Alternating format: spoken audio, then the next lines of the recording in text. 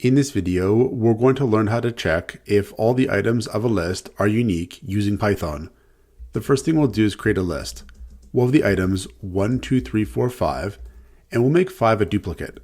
So we'll have a duplicate 5 here, and not all the items of this list are unique.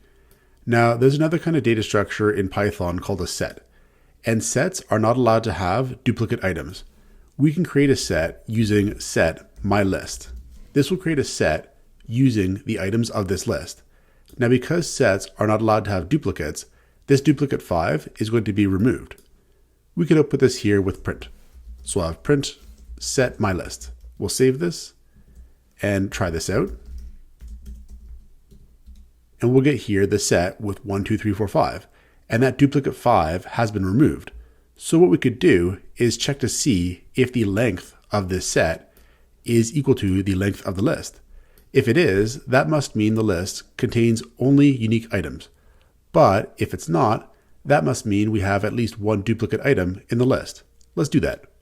We'll have here if the length of the set as found using the len function is equal to the length of the list, then this means all the items in the list are unique. So we'll say print all items in the list are unique. Otherwise, if this is not the case, this means the list contains at least one duplicate.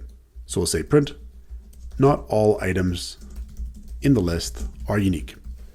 So we'll save this, and right now, if we try it out, we'll get here not all items in the list are unique, which is true because we have the duplicate 5.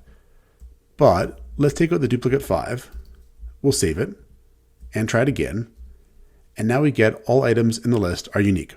So this is how we can check if all the items in a list are unique using Python.